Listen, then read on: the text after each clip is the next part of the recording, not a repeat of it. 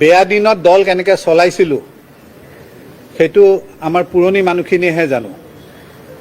এটা সময়ত আছিলে এনেকুৱা যে নৰেন্দ্ৰ মোদী ডাঙৰীয়া তেওঁৰ অসম ভ্ৰমণত আহিব, বা আমাৰ জনা কৃষ্ণমূৰ্তি ডাঙৰীয়া আছিল ৰাষ্ট্ৰীয় সভাপতি, তেখেত যেতিয়া আহিব তেখেতক এয়াৰপৰ্টৰ পৰা ইয়ালৈ লৈ আহিবলৈ গাড়ী নাই।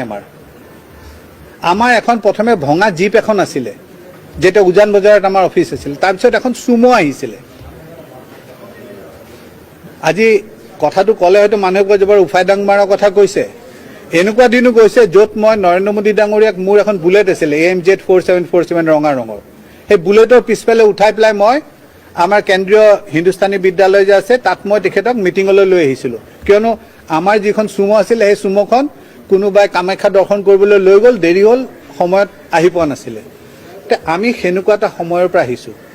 কিন্তু অতি দুৰ্ভাগ্যজনকভাৱে মই মন কৰিছোঁ যে চৰকাৰ গঠন হোৱাৰ পিছৰ পৰা, এই চৰকাৰ বুলিয়ে নহয় ইয়াৰ আগৰ চৰকাৰৰ কথাও কৈছোঁ মই, কিছু ব্যক্তিয়ে দলৰ আদৰ্শ নিষ্ঠা এইবিলাকত কিমান আকৰ্ষিত হৈ আহিছে নহয়, কিবা সা সুবিধাৰ বাবে বহুতো মানুহ আহিছে যিবিলাক মানুহে এটা সময়ত হয়তো বিজেপিক তেখেতসকলে অপ'জ কৰিছিলে।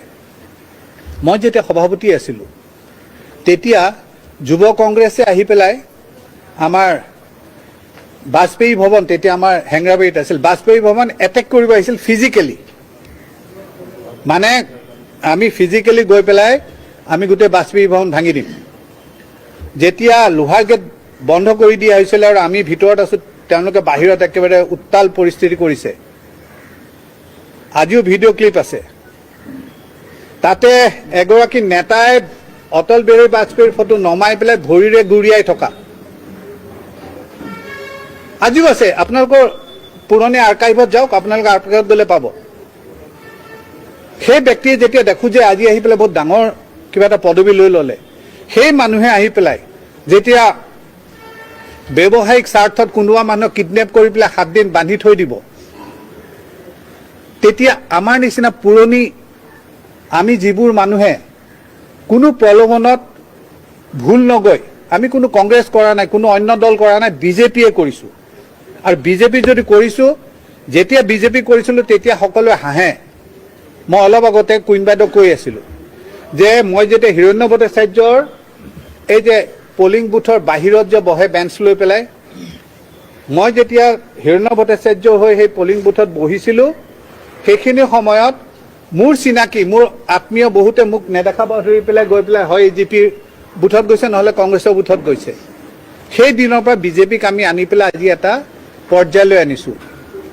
এতিয়া হোৱা ভাতততো ৰান্ধনি বহুত ওলায়, কিন্তু আমাৰ যিটো অভিজ্ঞতা, এই অভিজ্ঞতাটো কিন্তু দলৰ বাবে খুবেই দৰকাৰী। অসমৰ ৰাজনৈতিক ইতিহাস যদি চাই আপোনালোকে দেখিব এসময়ত আই ওলাওঁতে চাকি জ্বলোৱা ব্যক্তিক পৰৱৰ্তী খুব কম সময়ৰ ভিতৰতে কিন্তু ৰাইজে থুথুৱাইছিলে। গতিকে ৰাজনীতি আৰু সময়ৰ চক্ৰ সমানে নচলে। আমি সকলো যদি এতিয়াৰ পৰা সতৰ্ক নহওঁ, জীৱনৰ সোণোৱালী দিনবোৰ এটা আদৰ্শৰ পিছত দিলোঁ। কেতিয়াও মই কংগ্ৰেছত জইন কৰিলে মই ইমান দিনে হয়তো 2বাৰ কেবিনেট মিনিষ্টাৰ হ'ব পাৰিলোঁ হয়। হিতেশ্বৰ শইকীয়া ডাঙৰীয়াই মোক নিজৰ ল'ৰাৰ নিচিনা মৰম কৰিছিলে। তেখেতে আমি পিতা বুলি কওঁ, মোৰ পিতাক মোৰ ভাতৃৰ বিয়াৰ সময়ত কৈছিলে যে আপোনাৰ এই ল'ৰাটোক দিয়ক, ইয়াক মোৰ লগত ৰাখি মই ৰাজনীতি শিকাওঁ। মই যদি তেতিয়া মোৰ একমাত্ৰ ক্ষমতাৰ প্ৰয়োজন থাকিলে হয়, মই তেতিয়া হয়তো তাত গৈ পেলাই ডাঙৰ নেতা হৈ থাকিব পাৰিলোঁ হয় আজি।